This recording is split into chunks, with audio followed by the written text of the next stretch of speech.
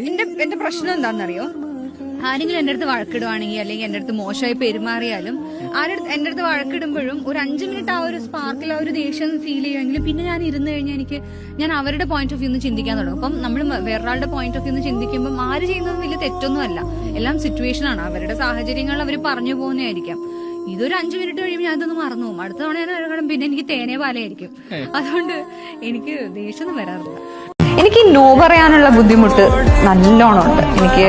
അതായത് നോ പറയേണ്ട സാഹചര്യങ്ങളിൽ പോലും നോ പറയാൻ എനിക്ക് അറിയാത്തൊരവസ്ഥ. അതായത് അപ്പോഴും എന്താണെന്നറിയാം, എനിക്കറിയാം ഞാൻ ഈ നോ ഇപ്പൊ പറഞ്ഞില്ലെങ്കിൽ അത് എന്നെ എഫക്ട് ചെയ്യും, അല്ലെങ്കിൽ എന്റെ കരിയറിനെ എഫക്ട് ചെയ്യുമെന്ന് എനിക്കറിയാം. പക്ഷെ എന്നാലും ഞാൻ പറയില്ല. എനിക്കത് പറയാൻ കാരണം അവര് ഞാൻ കാരണം വിഷമിക്കുവോ, അല്ലെങ്കിൽ ഞാൻ ഈ പറയുന്നത് കാരണം അവർക്ക് എന്തെങ്കിലും ബുദ്ധിമുട്ടുണ്ടാവുമോ. ഒന്ന് ജസ്റ്റ് ആലോചിച്ചാൽ മതി, നമ്മൾ പറയുന്നത് ഇതേ സാധനം നമുക്ക് തിരിച്ചു കിട്ടുകയാണ്, നമുക്ക് എത്രമാത്രം ഹോട്ടാവും. അങ്ങനെയാണ് എല്ലാവരും ഇതേപോലെ മനസ്സിലാവും. അവർക്ക് അവരുടേതായിട്ടുള്ള പ്രശ്നങ്ങളുണ്ടാവാം, പല രീതിയിലായിരിക്കാം, വി ഡോണ്ട് നോ. അപ്പം അധികം അങ്ങനെ ഹരാസ് ചെയ്യുന്ന രീതിയിലൊന്നും ചെയ്യാതിരിക്കുക. ഞാൻ കുറച്ച് ഒരു ആംബിവേർട്ടാണ്. എനിക്ക് എൻ്റെ സർക്കിളിൽ മാത്രം ഞാൻ കംഫർട്ടബിൾ ആയിരിക്കും. ഞാൻ ഭയങ്കര ഓണായിരിക്കും, പൊട്ടിത്തെറിക്കുക, എനിക്ക് എന്ത് വേണമെങ്കിലും ചെയ്യാം. പക്ഷെ പുറത്തേക്ക് ഇറങ്ങി കഴിയുമ്പോഴത്തേക്ക് എനിക്കങ്ങനെ പെട്ടെന്ന് പറ്റൂല ഒരാൾക്കാരുമായിട്ട് മിണ്ടാൻ.